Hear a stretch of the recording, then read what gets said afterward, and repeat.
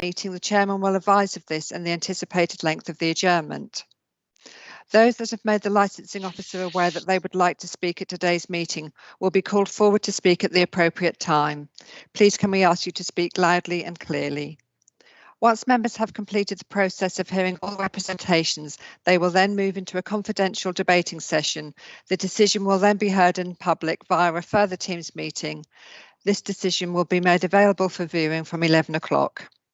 Chairman, we will now complete a roll call of members present.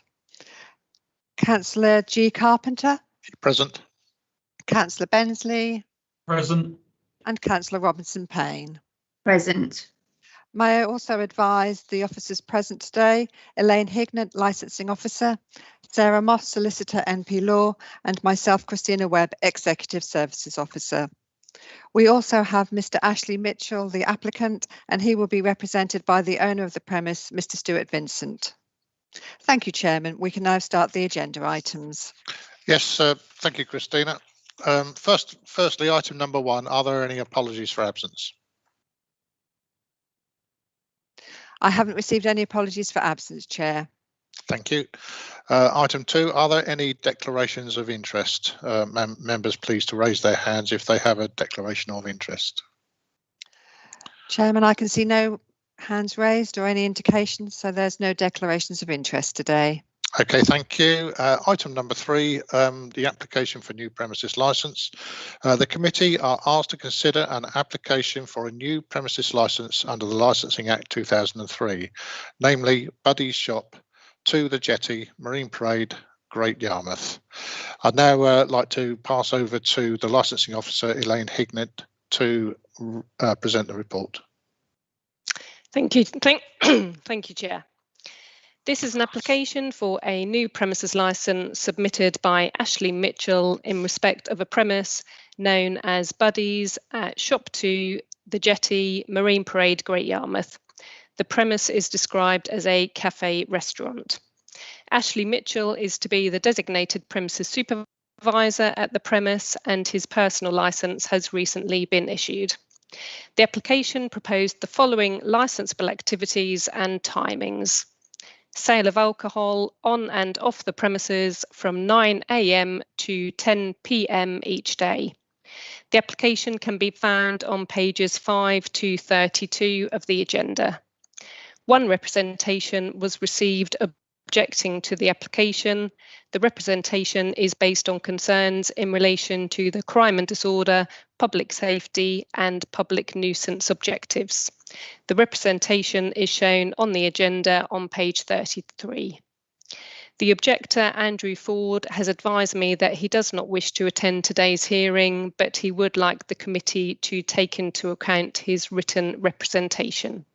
Thank you. Yes, thank you, Elaine. Members, are there any questions for the Licensing Officer?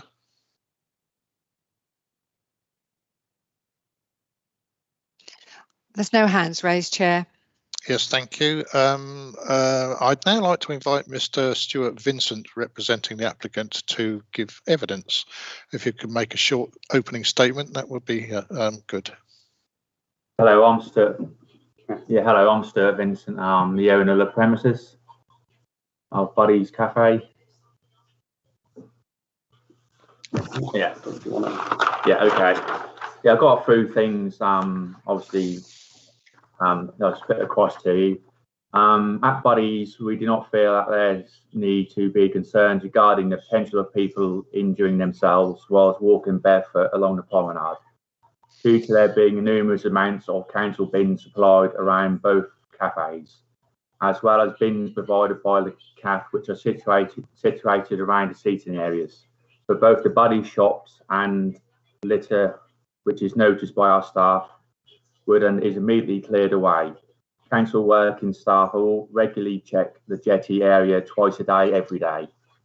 Although we fully appreciate that there may be some worry regarding alcohol being consumed in the evenings, with the atmosphere that the fireworks evenings can present, we are fully aware that it is illegal to sell alcohol to a consumer that is intoxicated. There are also a number of suppliers around the Buddy's premises that also sell alcohol at a much cheaper rate, which is available already, and of which hasn't caused any significant issues in the past. But it has also had CCTV installed in order to protect both our customers and our staff. We believe that it is vital to make it very clear that the previous owners of the business surrounding Buddies and Buddies itself have all changed owners. This includes all of the parties that were involved in the unacceptable behaviour that had occurred in the past. The manager of Buddies, Ashley Mitchell, has developed a strong and positive business relationship with the new owners adjacent to Buddies and in front. It is our full intention to offer all of our customers a selection of goods that will fulfil their experience at Buddies. We wish to support the tourism and leisure industry by being able to supply what has been requested during our time. Since taking over Buddies, as I am sure you can appreciate, the prices that are changed from a business such as ourselves would not entice people that have their intention of drinking excessively, as there are several off licenses on site on St. Peter's Road available. To the four Buddies, you will also find 2 pubs which offer live football footage and live bands. We feel confident in knowing that customers who have the intention of drinking excessively would be much more likely to want to enjoy an atmosphere which is offered in a pub opposed to a small family-run cafe. No Buddies is not able to offer a toileting area. However, the public toilets, which are situated in very close proximity, are open seasonally. Therefore, this could coincide with our opening hours throughout the season and should not be a cause for concern.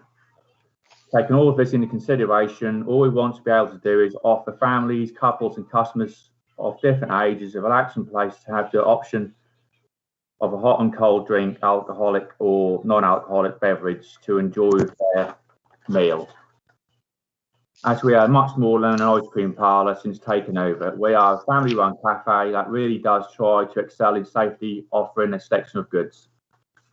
That's about all, really. Okay. Okay, Mr. Vincent, thank you very much for that. Members, do you have any questions for Mr. Vincent? I've got a couple of questions I would like to ask. Firstly, the CCTV. Yeah. I see you've got one front and rear, one covering the counter area. Does that actually cover the outside part of the area as well within the licensing? It does, yes. Yeah. Oh, good. I just wanted to confirm that. And the other thing was you did mention that there was a summer season as such, which of course there is. Do you intend to change any of your hours out of season, like close for the winter or anything like that? We do close the winter. We only sort of normally open around March till the end of October. Right. Okay. But you want the license to run all the way through, I take it? Yes. We don't often open in the winter because there's no one around, and that's just we're more seasonal than anything. Okay, lovely. Thank you very much. Any more questions, members? Councillor Bensley has his hand raised, Chair. Thank you. Go ahead, Councillor Bensley. Thank you, Chair. Good evening, Ashley and Stuart. Hello there. Hello. Just asking your kiosk from the drawings as such, how many covers can you sit inside or outside of the place, please? Outside seating, we probably have, I think, approximately about 13 tables, and then 2 inside. Oh, lovely old job. So, and your usual clientele, as I said, usual day trippers that come down, families, etc. That's correct. We do have a few regulars as well, but majority of our trade is mainly sort of people coming in, tourists, day trippers, like you're saying, people on holiday.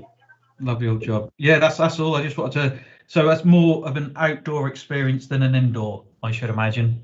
It is, yeah. With the weather and everything. That's correct. Yeah, when it's sunny weather, that sort of stuff. Yeah, just having like one beer or whatever with a meal. Yeah, in your perfect position up near the beach. Yeah, lovely. Cheers, fellas. Thank you. All right. Okay. Thank you, Councillor Bensley. I think Kerry. Councillor Robertson-Payne. Thank you. Thanks, Chair. Good morning, gentlemen. I just wanted to ask, obviously your opening hours and that, presumably you open at 9.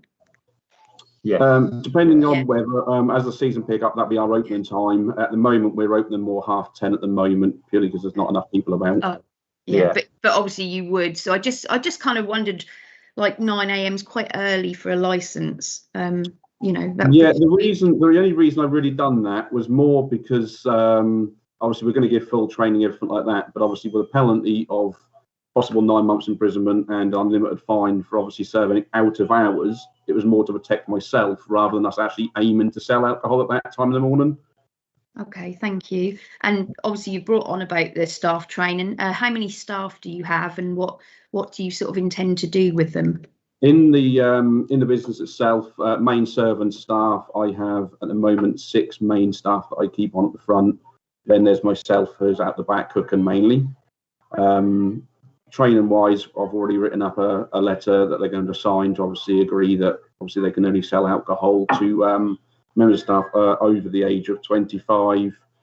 After that, obviously making sure they have ID with them, all that sort of stuff in line with obviously rules. If they can't provide alcohol, we will not sell it. If they are intoxicated, we will not sell it to them. And we're also going to have a book that any sales which have been refused will go in that book to keep a record.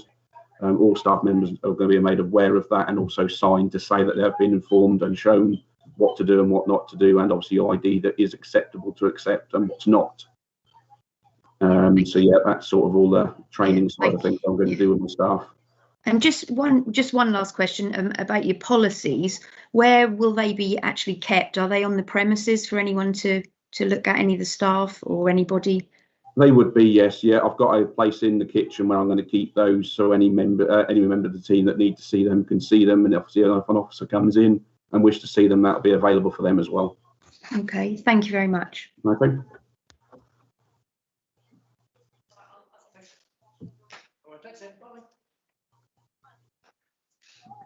I'm sorry, I was on mute. Beg your pardon. Thank you, Kerry, for your input.